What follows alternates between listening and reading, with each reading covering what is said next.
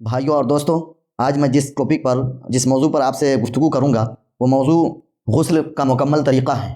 दोस्तों, गुस्ल के अंदर जो चीज़ें फ़र्ज़ हैं, अगर इंसान उसको नहीं करेगा तो उसका गुस्ल नहीं होगा। अगर वो इसी तरह पूरी तरह से नहा लेता है, पानी अपने बदन पर डाल लेता है और गुस्ल के अंदर जो फ़र्ज़ चीज़ें हैं अगर उसको अदा नहीं करता है तो उसका गुस्ल नहीं होगा। सिर्फ पानी डाल लेने से गुस्ल नहीं, जो गुस्ल के जो फ़राइज़ हैं वो अदा करना ज़रूरी है। लिहाजा जो गुस्ल के अंदर जो फ़र्ज़ है वो 3 चीज़ें हैं। पहली चीज़ कुल्ली करना, दूसरी चीज़ नाक के नरम हड्डी तक पानी पहुंचाना। कुल्ली जो करेंगे वो गरगरा के साथ में करेंगे और नाक में जो पानी डालेंगे वो नाक के नरम हड्डी तक पानी पहुंचाएंगे। लेकिन इसमें ख्याल ये रखना है कि अगर आप रोज़े से हैं तो फिर जो कुल्ली करेंगे उसमें गरगरा नहीं करेंगे, क्योंकि उसमें पानी जाने का अंदर खदशा है, डर है कि कहीं पानी ना अंदर चला जाए। इसी तरीके से नाक में भी जब पानी डालेंगे तो ऊपरी से डाल लेंगे, पूरे वहाँ तक नहीं पहुँचाएंगे, ताकि क्योंकि नाक के ज़रिए से भी पानी चला जाता है पेट के अंदर। लिहाजा ये दोनों चीज़ें रोज़ा से रहेंगे तो नहीं करेंगे। तीसरी चीज़ जो गुस्ल के अंदर फ़र्ज़ है वो है सारे बदन पर इस तरह पानी बहाना कि एक बाल के बराबर भी खुश्क न रहे। अगर आपने गुस्ल किया, गुस्ल करने के बाद अगर एक बाल के बराबर भी, ये बाल लीजिए आप अपने सर के, उसके बाद उतना बराबर भी कहीं पर भी बदन के किसी हिस्से में भी खुश्क रह जाता है, वो गीला नहीं होता है, पानी वहाँ नहीं पहुँचता है, तो आपका गुस्ल नहीं माना जाएगा। ये तो हो गया गुस्ल के अंदर फ़र्ज़। जो गुस्ल की जो सुन्नतें हैं वो गुस्ल में 8 सुन्नतें हैं। सबसे पहले अपने हाथ को धोएं, हाथ धोने के बाद फिर अपने शर्मगाह को धोएं, वो धोने के बाद फिर बदन पर अगर नापाकी लगी है तो उसको ज़ाहिल कर ले, उसको ख़त्म कर ले। वो ख़त्म करने के बाद फिर जिस तरीके से नमाज के लिए वज़ू किया जाता है उसी तरीके से गुस्ल के लिए भी वज़ू करेंगे। ये सुन्नत तरीक़ा मैं आपको बता रहा हूँ कि जिस तरीके से नमाज के लिए आप वज़ू करते हैं उसी तरीके से गुस्ल करने से पहले आप वज़ू कर लेंगे। हाँ, एक चीज़ का ख्याल रखेंगे कि वज़ू करने में पाँव को नहीं धोएंगे, पाँव को छोड़ देंगे, पाँव को बाद में धोएंगे। पाँव को बाद में कब धोएंगे? जब जो है हम गुस्ल करके वापस हो जाएंगे। आप गुस्ल करना है लेकिन पानी जाने का कोई रास्ता नहीं है, लिहाजा जब गुस्ल करके आप वापस आएंगे, यानी ऊंचाई की जगह पर दूसरी जगह पर आएंगे, तब फिर पाँव धोएंगे। हाँ, अगर ऐसी जगह है जैसे आजकल गुस्ल खाना में जब जाते हैं वाशरूम में आप, तो वाशरूम में जो है पानी जाने का वो नाली बना रहता है, तो उसमें कोई हरज नहीं, धो सकते हैं। पाँव धोने के बाद फिर तो सबसे पहले जो पानी डालेंगे वो है सबसे पहले सर पे डालेंगे। सबसे पहले सर पे डालने के बाद फिर उसके बाद तमाम बदन पे 3 मरतबा पानी डालेंगे। इस तरीके से आप गुस्ल करेंगे।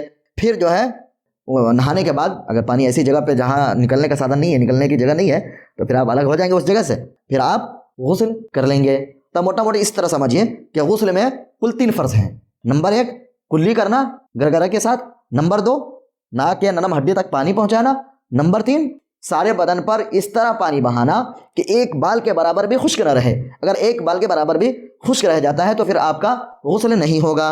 सुन्नत तरीक़ा गुस्ल के अंदर ये है, सुन्नत तरीक़ा यह है कि सबसे पहले आदमी अपनी हाथ को धोए, हाथ को धोने के बाद शर्मगाह को धोए, फिर शर्मगाह को धोने के बाद जो गंदगी लगी है उसको ख़त्म कर ले। फिर जिस तरीके से आप नमाज के लिए वज़ू करते हैं उस तरीके से आप वज़ू करें। सिर्फ पाँव को न धोए। पाँव को न धोने की एक वजह यह है कि क्योंकि अगर वहाँ पर पानी जमा हो रहा है तब पाँव को नहीं धोएंगे, लेकिन अगर पानी नहीं जमा हो रहा है तो पाँव को धो सकते हैं। फिर उसके बाद वज़ू करने के बाद फिर सबसे पहले जो पानी डालेंगे वो सर पे पानी डालेंगे। सर पे पानी डालने के बाद पूरे बदन पर 3 मरतबा पानी डालेंगे। फिर पानी डालने के बाद आपका गुस्ल मुकम्मल हो जाएगा। अगर आपने इस तरीके से गुस्ल नहीं किया, यानी आपने कुल्ली नहीं किया, नाक में पानी नहीं डाला, तो अगरचे आपने पूरे बदन को भिगा लिया है लेकिन आपका गुस्ल नहीं होगा अगर आपने कुल्ली नहीं किया और नाक में नहीं पानी नहीं डाला, क्योंकि गुस्ल के अंदर ये चीज़ें फ़र्ज़ है, वो ज़रूरी है करना। अगर आप ये नहीं करते हैं तो आपका गुस्ल नहीं होगा। इसलिए इन चीज़ों का ख्याल रखें और इस तरह से जब आप गुस्ल करेंगे तो आप पाक हो जाएंगे। फिर उसके ज़रिए से आप तमाम इबादतों को अंजाम दे सकते हैं। हाँ, फिर ये इस बात को भी ख्याल में रखा जाए कि अगर सुन्नतों में से कोई भी चीज़ छूट जाती है, जितनी सुन्नतें मैंने बयान की हैं उसमें से कोई भी चीज़ छूट जाती है तो आपका गुस्ल हो जाएगा, उसमें कोई वो नहीं होगा। लेकिन अगर फ़र्ज़ में से कोई एक भी, यानी आपने कुल्ली नाक में पानी डाला लेकिन कुल्ली नहीं किया, या कुल्ली किया नाक में पानी नहीं डाला, तो आपका गुस्ल नहीं होगा, दोबारा से आपको फिर से नहाना पड़ेगा।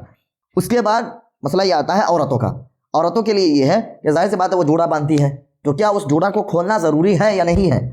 तो अगर आसानी से बालों के अंदर तक पानी पहुंच जा रहा है तो उस जूड़ा को खोलने की कोई ज़रूरत नहीं है, खोलना ज़रूरी नहीं है। अगर पानी नहीं पहुंच रहा है तो फिर खोला जाएगा। क्यों? इसलिए कि औरतों को सहूलत है, क्योंकि बार बार खोलने वो करने में थोड़ी उनको परेशानी होगी, इसलिए शरीयत में जो है इस चीज़ की इजाज़त दी गई है कि जो है अगर जूड़ा औरत बांधी है तो उसको बार बार खोलने की ज़रूरत नहीं है। अगर बांधे में भी अगर पानी पहुँच जा रहा है सर के अंदर, बाल के अंदर तक, तो उसका गुस्ल हो जाएगा। हाँ, फिर यहाँ पर एक चीज़ और समझने की है कि कोई मर्द अगर ऐसा है जो वो भी जूड़ा बांधता है, اگر وہ جوڑا باندھ رہا ہے تو ایسی صورت میں مرد کے لیے کھولنا ضروری ہے، عورت کے لیے تو ضروری نہیں ہے، لیکن مرد اگر وہ جو ہے جوڑا باندھ رہا ہے بال کا تو پھر اس کو کھولنا ضروری ہے۔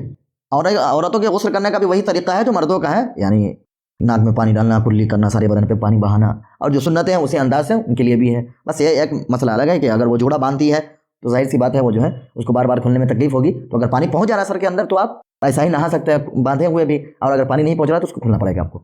اللہ تعالیٰ سے دعا کیجیے کہ اللہ تعالیٰ ہم کو ان باتوں پہ عمل کرنے کی توفیق نصیب فرمائے۔